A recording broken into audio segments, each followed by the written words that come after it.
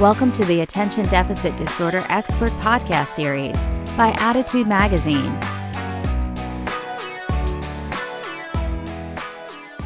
Hi, everyone. I'm Carol Fleck, and on behalf of the Attitude team, I'm pleased to welcome you to today's ADHD experts presentation titled The Gut-Brain Axis and the Development of Autism. Leading today's presentation is Dr. James Morton. Dr. Morton is an independent consultant specializing in biostatistics and bioinformatics. He previously served as an investigator at the Eunice Kennedy Shriver National Institute of Child Health and Human Development, and as an associate research scientist and research fellow at the Flatiron Institute of the Simons Foundation. He is the CEO of Gutsy Analytics. The exact cause of autism remains unknown. However, scientists are learning more about the gut-brain connection and how imbalances in the gut microbiota can potentially lead to a range of disorders, mental health issues, and neurological conditions, including autism, depression, Alzheimer's, and Parkinson's disease. Today, we'll explain what the gut microbiome is, its role in the potential development of autism, what emerging research may tell us, and possible treatment approaches in the future. We'd like to begin today's webinar by asking this poll question to our live audience. Have you observed an association between you or your child's diet and problematic behavioral patterns? Please select your answers and comment in the text box under the video player to tell us more. For answers to common webinar questions about slides, transcripts, and certificates of attendance, click on the FAQ tab of your webinar screen. If you're listening in replay or podcast mode, visit attitudemag.com and search podcast 480 to access the webinar resources, or simply click on the episode description wherever you stream your podcasts. And if you support the work we're doing here at Attitude to strengthen the ADHD community, we encourage you to visit attitudemag.com/subscribe and sign up for Attitude Magazine. If you subscribe today, you'll get our just published 25th anniversary issue that examines how far we've come in understanding ADHD and the advances in research and treatment that we expect to see over the coming years. Attitude Magazine is having a 2-for-1 sale, so subscribe today for yourself or to share with a teacher or a loved one who could benefit from greater ADHD understanding. Click the magazine tab on screen to learn more. Finally, the sponsor of this webinar is Microvita. The Microvita probiotic kit contains 2 probiotics to support focus, healthy gut function, and normal dopamine and serotonin regulation. Microvita Focus contains 6 strains that support focus, while Microvita Mood contains 6 different strains that support mood and emotional balance. Quality probiotics provide your gut with the healthy bacteria it needs to support mental health through the gut-brain axis. Click the link on screen or visit felixhealthscience.com to learn more. Attitude thanks our sponsors for supporting our webinars. Sponsorship has no influence on speaker selection or webinar content. So without further ado, I'm so pleased to welcome Dr. James Morton. Thank you so much for joining us today and for leading this discussion. And thank you for having me here. Just to confirm, can everyone hear me? Yes. Okay, great. Before I begin this presentation, I do want to make a few disclaimers. As mentioned earlier, I am the CEO of a microbiome AI company, and this was contingent on some of the work that I'll be presenting today. And I also want to note that I am not a clinician. I don't have an MD. Therefore, I cannot prescribe medical advice. I cannot prescribe nutritional advice. And on top of that, I want to note that microbiome-based therapies are in very early stage research. I don't recommend trying any of these therapies at home. This type of work is highly experimental and could be dangerous. So if you are thinking about something along these lines, first consult a doctor and let them for advice. Instead, I am going to talk about the current state of biotechnology research and give you a glimpse at what type of technical obstacles are inhibiting therapy development. And it's important to note that we're not dealing with perfect information and that there is much unknown in terms of the underlying research and the cause of autism. But I can give you a glimpse of what we can learn about the connection between the gut microbiome in the context of autism after resolving some of these technical obstacles. And furthermore, I'll provide another glimpse of what microbiome-based therapies could be in the next 5 to 10 years. So let's jump into this topic and see where we are right now in this day and age.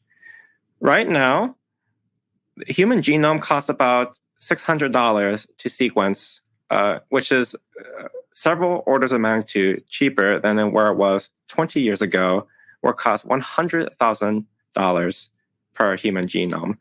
This trend outpaced Moore's law, which has been the trend of making chips for computers, so illustrating how fast this industry is growing. And because of the rapid drop in sequencing cost, we have learned much about not only the human body, but also the gut microbiome. We've learned that you as a person are more than just your genes.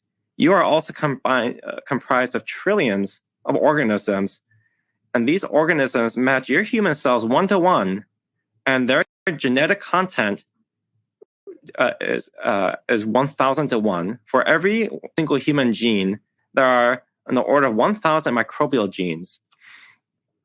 And over the last decade, there have been a number of studies that link the gut microbiome to a wide array of disorders such as rheumatoid arthritis, inflammatory bowel disease, fatty liver disease, and many other diseases that were not suspected to have a gut microbiome signature, but in fact do. And one of these disorders is are disorders such as Parkinson's, schizophrenia, and other psychological disorders, including autism. But the problem is that the connection between autism and the gut microbiome remains largely unknown. But there is some hope given the recent developments on microbiome-based therapies. Specifically, there was a FMT study.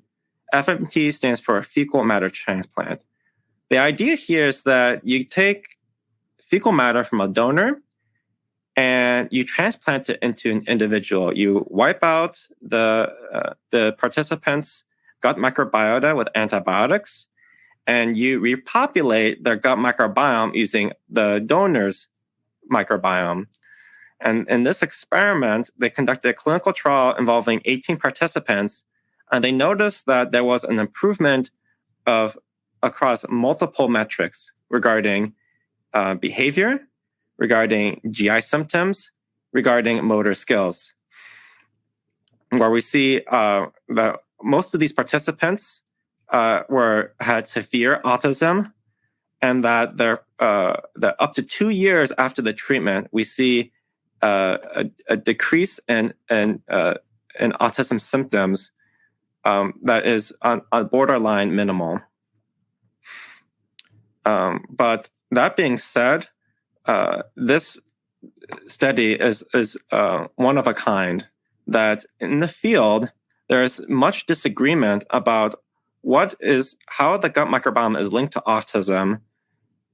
And as a result, there has not been a consensus image that has emerged. And part of the reason is that we're dealing with a very complex system. The human body is comprised of organisms from the microbiome, human cells. There's an immune system. There are viruses, and the interplay between all of these different components is not well understood. And one issue is that there is a lack of consensus on how to appropriately analyze the data that measure all of these different quantities. And so what we did is we came up with a new framework that to be able to reanalyze as much of the existing data sets there is using a consistent approach to see what we can learn from all the publicly available data. And so what we did is we took a 4-step approach.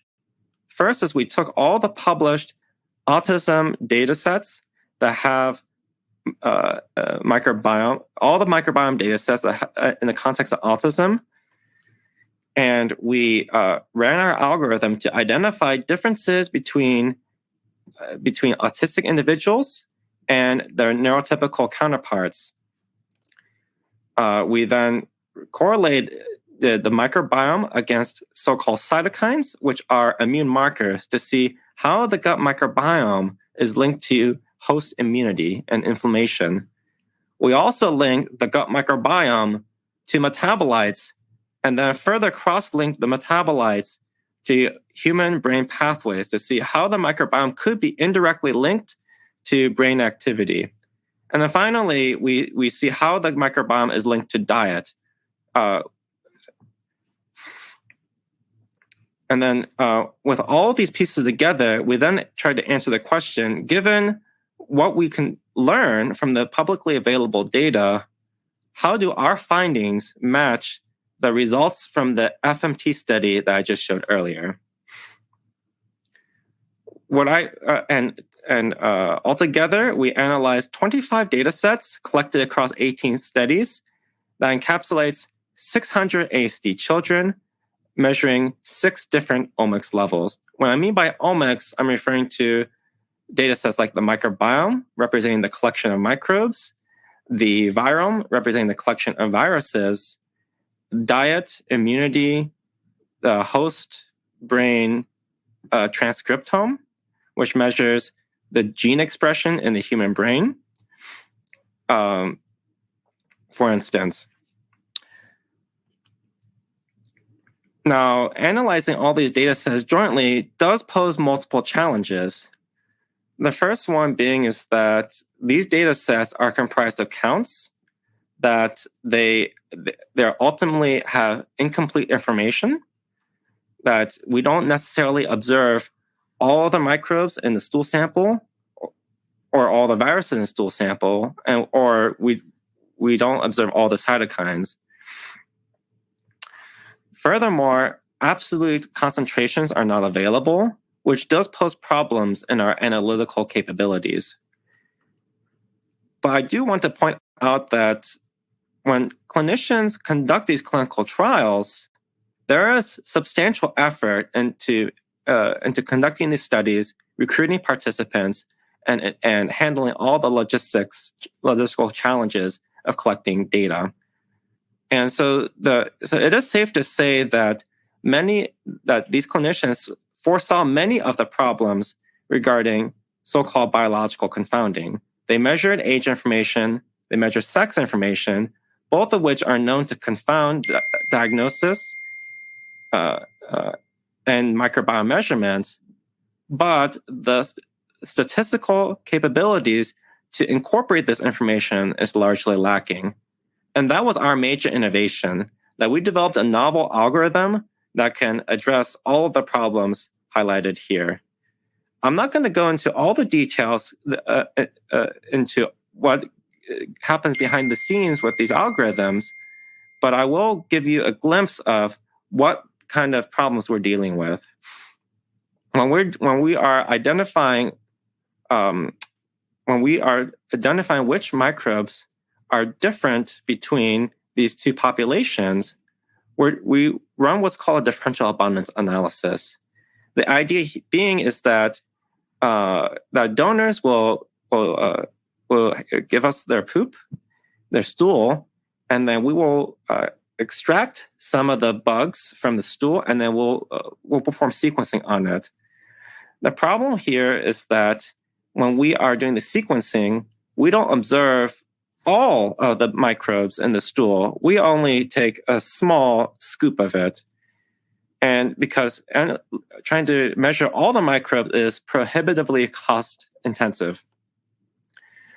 And so the question is that given a small subsample of the bugs that we observe, can we identify what bugs are different between the two populations? Answering this question can allow us to identify microbes that could be that could be causing symptoms and that explain the ASD physiology that we observe. This problem, while it appears to be simple, is more complex than you think. The reason being is that when we take these measurements, this is akin to performing a voting poll before election day. We don't observe for instance, we don't observe the entire population of the U.S. Every time that we conduct a poll. We take a poll of, a few hundred to a few thousand individuals. And as a result, we have partial information. We don't know how many microbes there are for every gram of stool. And ultimately, this gives us an incomplete information about what could be happening, what microbes could be increased or decreased between the individuals that we are interested in. I'm not going to go into the underlying algorithms, but I will highlight that we have workarounds to resolve this ambiguity. But this is just one problem of many. When we collect samples and we sequence them, there's other sources of confounding, such as the type of technology that you use. Right now on the market, there's two types of sequencing methodologies. There's what's called amplicon sequencing that allows you to sequence just a small part of the microbial genome. This will allow you to observe more microbes because you're not sequencing the full genome, but at the same time, this does have its own biases in the sense that you might be missing certain bugs if you sequence the wrong part of the genome. And there's another approach called metagenomic sequencing, where you can sequence the entire genome, so you get all of the genes that are present in the bugs. The problem with this approach is that it's typically more shallow. Because you're sequencing a lot more genetic information, you might not be able to observe more rare organisms that are so-called lower abundance. And because these two different technologies are so different, it can be difficult to compare the two. This is an example that you might see in scientific publications. Every dot here represents a stool sample, and the distance between the samples represents how dissimilar they are. The takeaway here is that all the samples in red are shotgun metagenomic samples, that they look very different from the samples in blue, the 16S samples, the amplicon sequencing samples.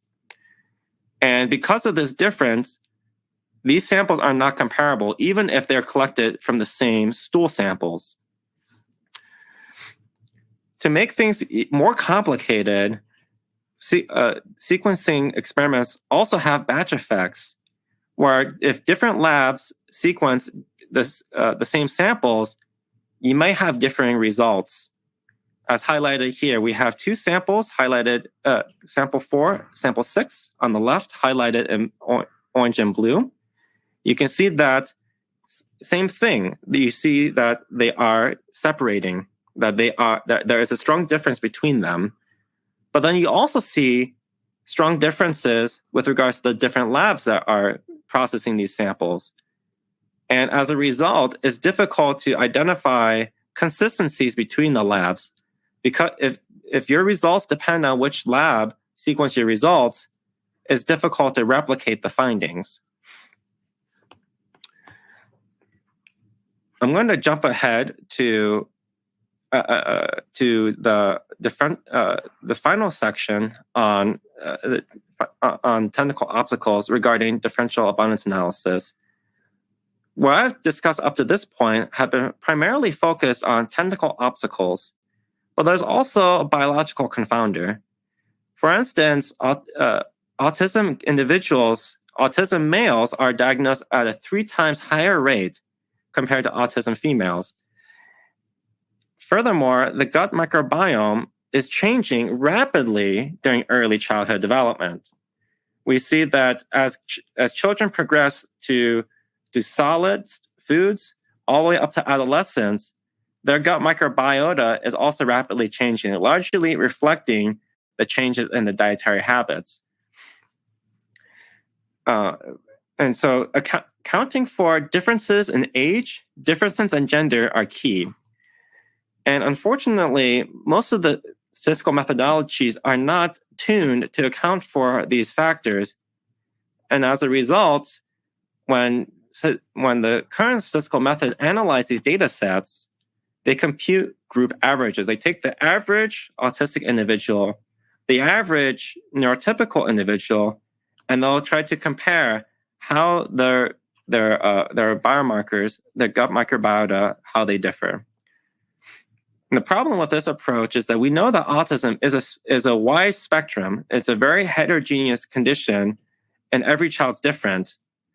And so what we propose to do instead is to use what's called age-sex matching, where we matched individual kids to neurotypical kids that are similar in age and have the same sex.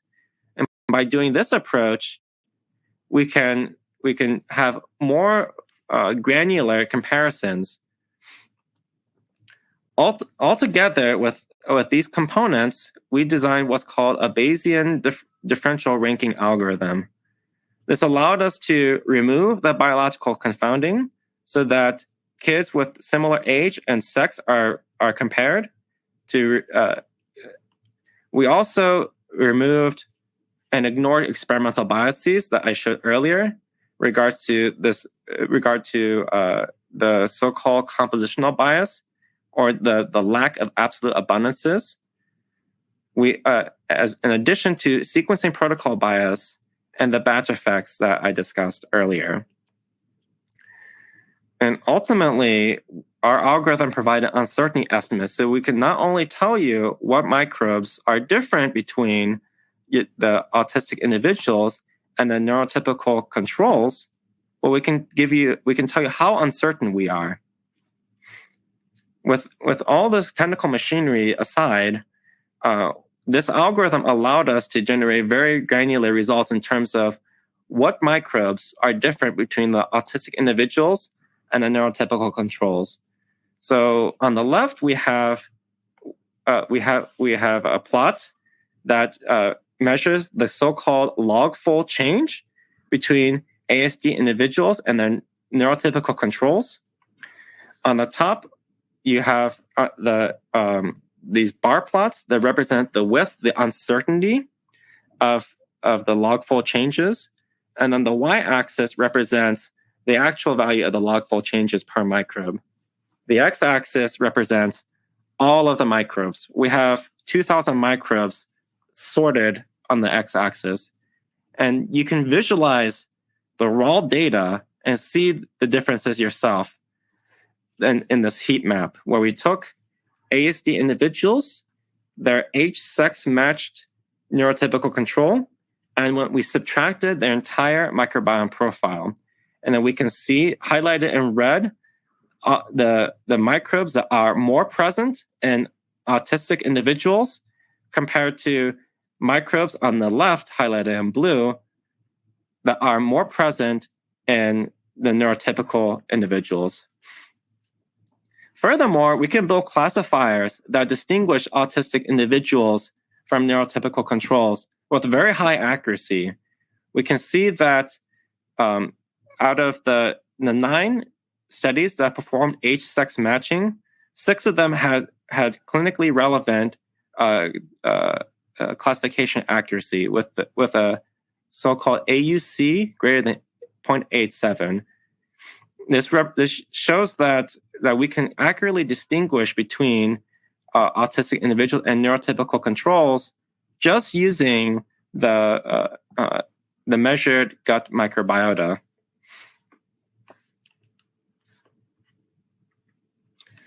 And furthermore, when we take a look at the microbes that were predicted to be associated with autism and compared them with microbiota predicted to be associated with the neurotypical controls, we can see that they all separate.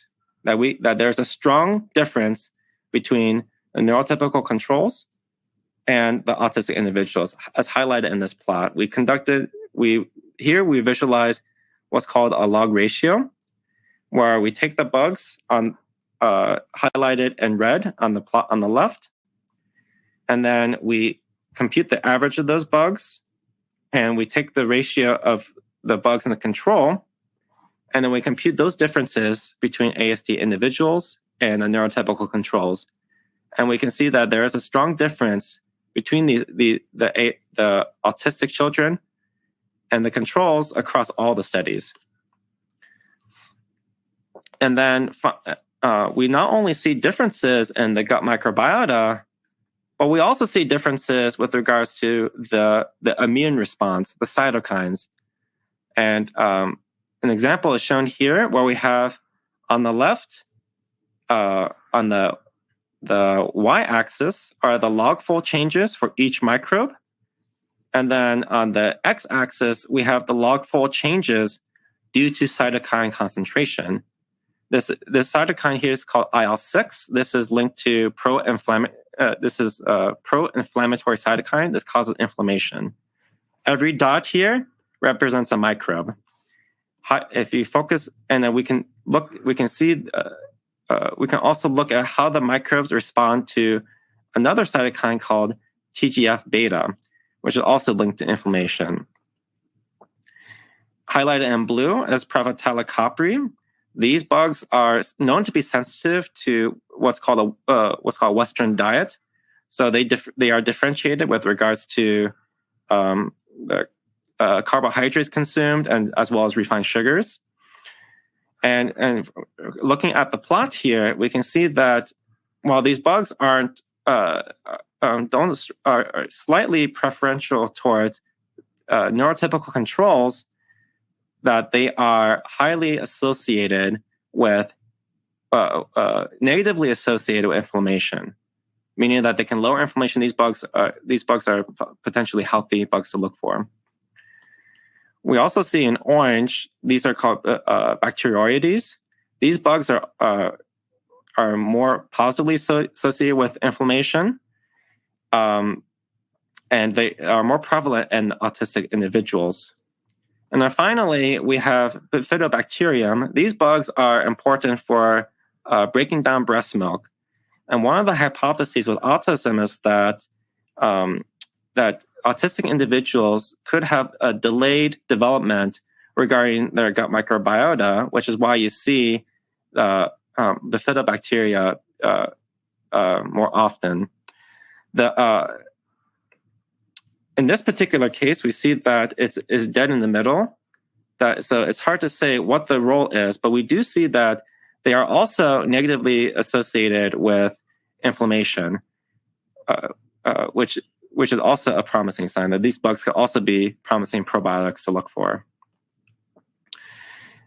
Finally, I do want to note is that when we take these bugs and we correlate them directly with the concentrations of IL-6 and TGF-beta, you do see a strong correlation, highlighting that these bugs are indeed strongly associated with immune response. Finally, we did a comparison of the gut microbiota compared to human brain pathways.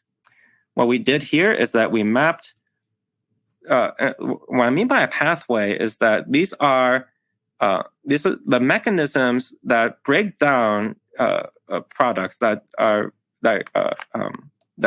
we digest. And when I refer to microbial pathways, I'm referring to the pathways, the enzymes in the gut that break down dietary compounds. And when I'm referring to human pathways, I'm referring to enzymes responsible for the breakdown of products in the brain. And the surprising part here is that even though the brain and the microbiome are two very distinct entities, we do see a very strong overlap, meaning that there are up to 95 common pathways between those detected in the gut and those detected in the brain. And these are primarily broken down to 7 categories: amino acid metabolism, vitamins, carbohydrates, lipids, nucleotides, sulfur metabolism, and mineral absorption. And the part that was very exciting was that what we see in the microbe-brain connection, we also see in dietary trends.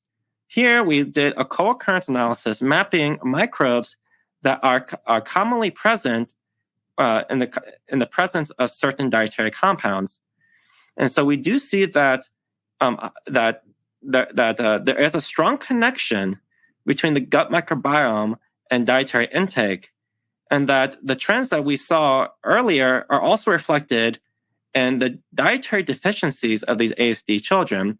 That many of the ASD children in one of these studies were deficient in key amino acids, key vitamins, and key minerals.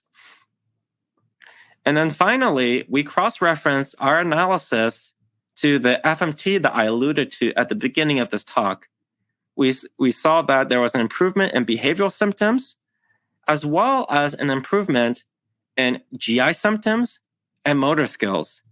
And the part that we were very excited about was that the microbes that we detected to be associated with autism were knocked out by the FMT up to 2 years after the FMT was administered, highlighting that there could be a link between the gut microbiome and autism. That if you manipulate your gut microbiome, maybe there's something to this. In summary, the associations between the microbiome and autism are real and strong. And the associations between the gut microbiome and other omics levels regarding immunity, inflammation, diet, and brain metabolism indicate crosstalk, and that our findings mirror microbiome disruption after the fecal matter transplant. Those are our main findings from the paper, but causal mechanistic insights remain limited. To date, there are a limited number of FMTs conducted in autistic individuals. There needs to be more insights before this can be translated to the general population. With that in mind, I know many of you are asking, what can we do now with the current knowledge? There are 3 things that come to mind. First is that diet is important, and diet is more accessible to us. This is something that we can manipulate to achieve the desired outcomes. But I also want to caution against focusing primarily on behavioral symptoms. In terms of more tangible end goals, I argue that focusing on GI symptoms and sleep are 2 outcomes that are more accessible to the general audience. And that I argue that these are not only more accessible, but getting the right data is key. Keeping track of dietary logs, keeping track of bowel movements, keeping track of sleep patterns can help you as a parent figure out how to better manage your child's symptoms. And I argue these are all linked. If you solve your child's GI symptoms, maybe that can help your child sleep through the night. And I know that many of you are struggling on a regular basis with those types of problems. And I do want to point out that there is more papers coming out that are linking GI symptoms, sleep to autistic individuals, to autistic symptoms. That if your child has GI problems, has sleep problems today, the chance of your child also having behavioral symptoms is tomorrow is substantially increased. At least this is what this paper suggests. They developed an AI tool that shows that you can predict your child's behavioral symptoms with high accuracy, given just GI symptoms and sleep information. But that being said, I think that things are going to look very different 5 to 10 years from now. That 5 years is the typical length of a clinical trial. And that right now, FMTs do show substantial promise, but there is considerable risk. There are people that have passed away from FMTs because we're still learning how to properly quality control fecal matter transplants. If you take a microbiome stool from a donor who has infection, that has severe autoimmune disorder, you could transplant those issues to your child. And I don't think that's the risk that many of us are willing to take. And it will take about 5 to 10 years of R&D before FMTs can reach the general population and obtain FDA approval. But I argue that we are approaching that this is in the horizon. In the meantime, watch out for ongoing clinical trials. And feel free to contact our email at hello.gutsy.analytics.com. We're putting together a mailing list that can help keep you up to date with these ongoing advances.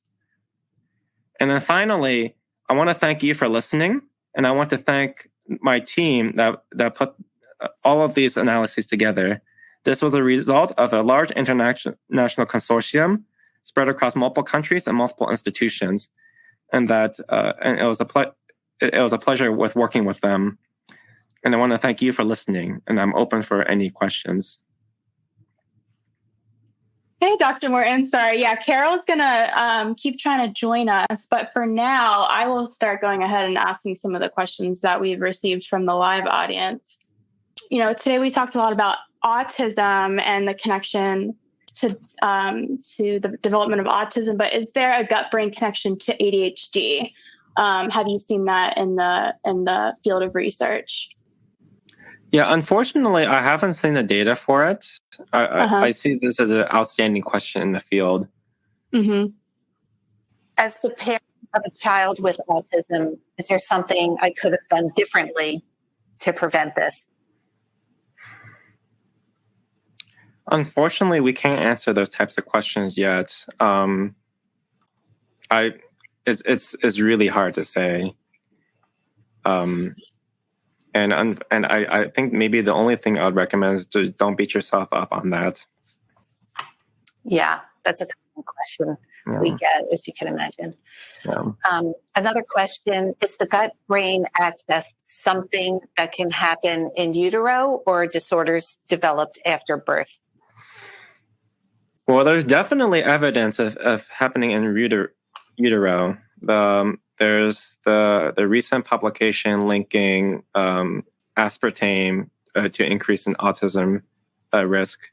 There's also the risk due to the key ingredient in Tylenol, and that is slipping my brain at the moment.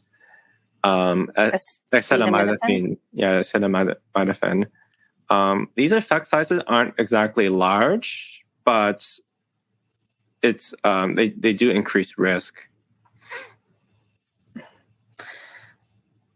Are certain aspects of gut-brain health hereditary? Well, there's definitely a hereditary component. We do know that there are about 10% of autistic cases that have a genetic component. There's disorders like Fragilus X, which we do know are caused by genetic mutation. But in terms of what role genetics plays in the microbiome and autism, it's not clear. It's a huge gray area. And in terms of genetic research, we're not very good at understanding so-called polygenetic disorders. It could be due to a number of many genes rather than just a single gene mutation. Someone asked, which disruptions in the brain connection cause psychiatric pathology and how? And what other common conditions might be linked to this kind of disruption? I'm very sorry. I missed the beginning of the sentence. Do you mind if you could repeat it one more time? Of course. Which disruptions in the gut-brain axis cause psychiatric pathology and how? Unfortunately, I don't have the answer to that question either. Yeah. Otherwise, I'd be we'd be going straight to clinical trials. But if we do figure that out, that'd be very promising. But there is hope with the FMTs that we are seeing improvement in behavioral symptoms in 17 out of the 18 children 2 years after the FMT. If we understand better how the FMTs work, that could be a viable route. But ask me again 5 to 10 years from now. Okay, we'll do that. How does imbalance in the gut microbiome show up in the body? Unfortunately, this audience is asking me a lot of really hard questions that I don't know. But I can try my best.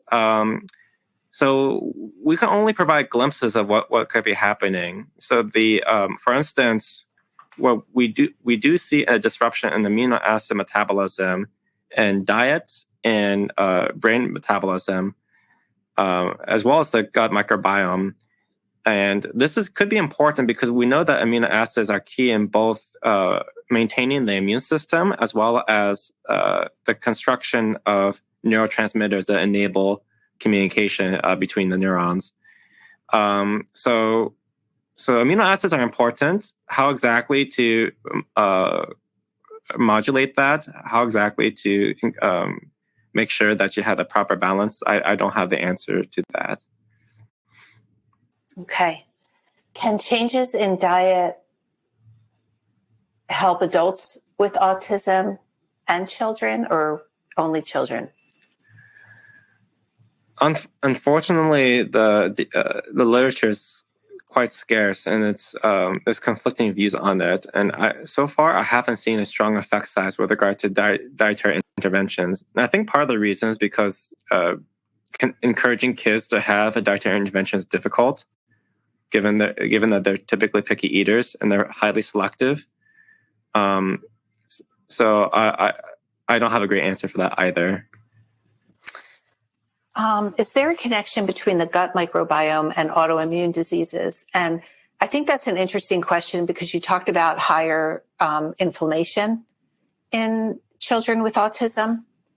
So does that translate into autoimmune diseases?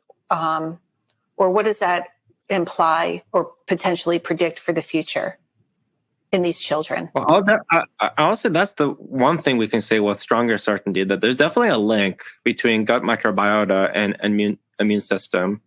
When that the immune system is keeping the gut microbiome in check and preventing the bugs in our gut from eating us alive inside out.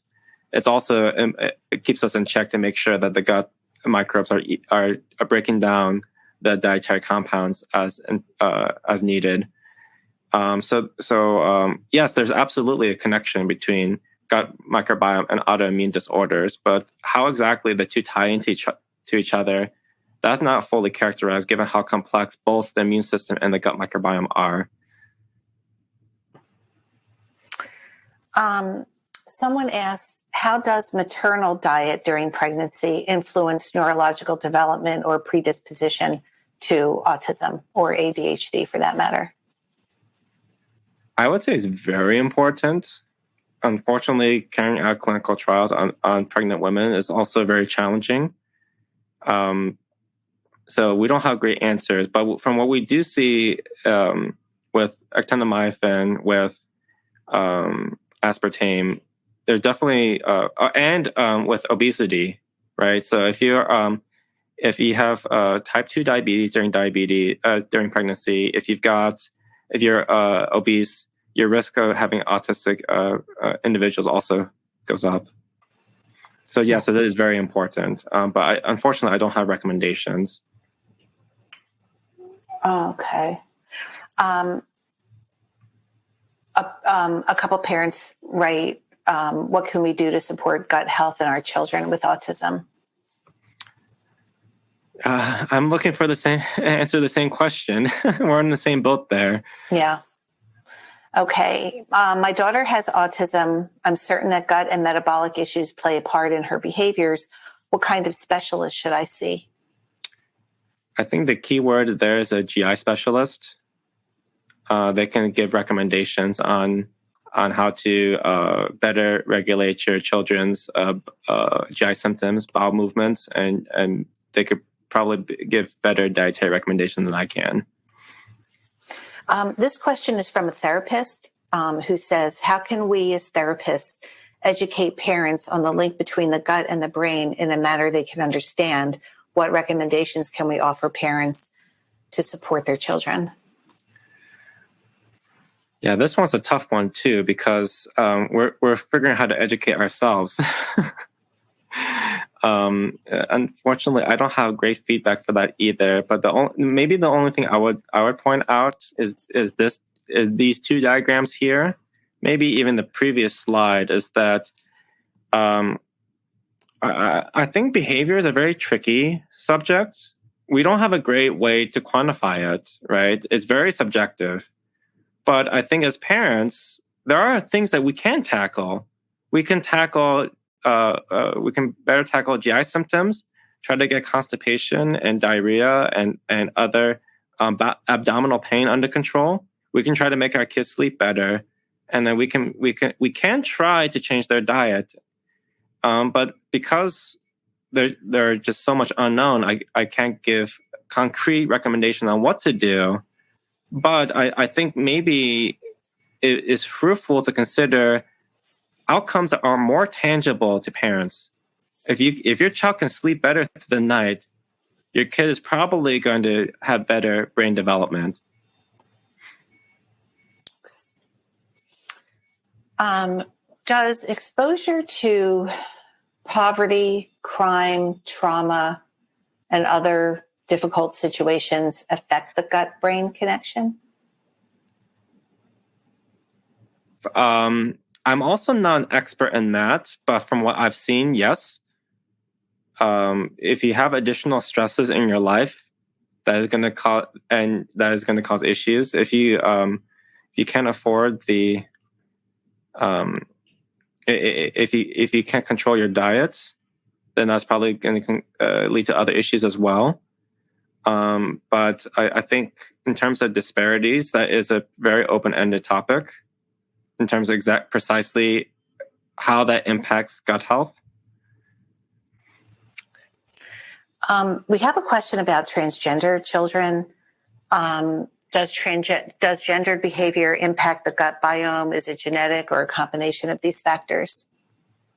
So we do see that the diagnosis rate for autistic males is 3 times higher than females. So there is definitely a gender discrepancy.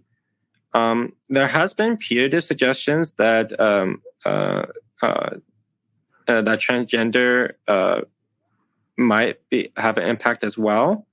Exactly what that link is not clear to me. Okay. Yeah, it is interesting.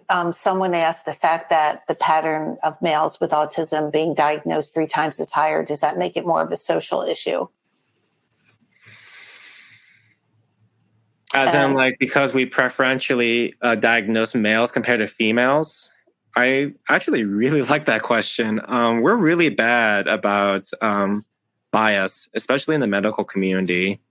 If you see some of the studies that we published, that we reanalyzed in our paper, there's definitely more males analyzed than females. And I personally think that is wrong, that we should be including more female subjects in our studies, because because of this, we have a worse understanding of the female physiology, which is ultimately is bad, right? It's bad for the female population. That leads to issues with dosing in terms of the drugs to give to women. It leads to a worse understanding, and as a result, many women are actually overdosed. They're on drugs. I'm not the right person to talk about this because that's not my expertise. But from what the evidence that I've seen is definitely enough to get me concerned. Would you say that microbiome stool analysis is a reliable diagnostic tool for autism? Not at this stage, no. we try very hard to fix diagnostics on the data sets that we collected. And while there is promise, there are still too many technical obstacles that prevent us from building a diagnostic. Is there a role, or can you explain the role of the vagus nerve in gut-brain communications? I can highlight there's a lot of interest in it, that potentially appetite is modulated through the vagus nerve. That's from what I understand. I can't say much more than that. Mm-hmm. Can you tell us what we might expect in terms of gut-brain connection research 5 to 10 years from now? What are some of the things you expect to see and the treatments that might come from it? Well, if things pan out, we might have therapies 5 to 10 years from now. I don't think we're that far away from microbiome-based therapies, but it does require vetting. It requires better understanding of so-called mechanism of action. I think there's a glimmer of hope in this field.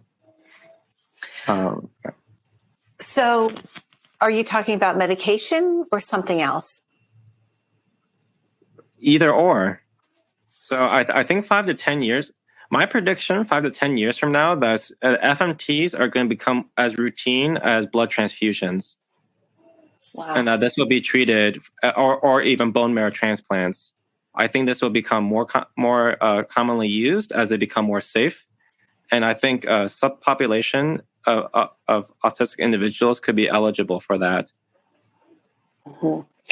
This does require a pretty major change of mindset in terms of regulation. So we've yet to see.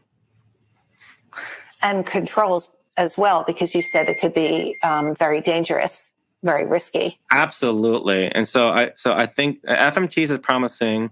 I think emerging work with so-called LBPs, live biological products. These could be promising as well, where they, rather than getting a whole transplant of a donor stool, they culture a handful of bugs, they isolate a handful of molecules to give to a patient. It's much easier to quality control 5 bugs compared to 100. Mm-hmm. I know that fecal transplants have been used in people with ulcerative colitis and Crohn's disease and other digestive disorders and diseases, but their success rate is like 50%. It's not great, and of course, insurance doesn't cover it, so it's very expensive for the most part.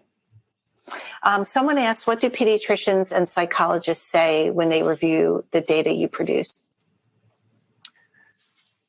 I haven't approached. Well, I'll say that the pediatricians that I've talked to get very excited, especially the ones that are already in this field, because this mirrors many of the observations that they've seen in their research.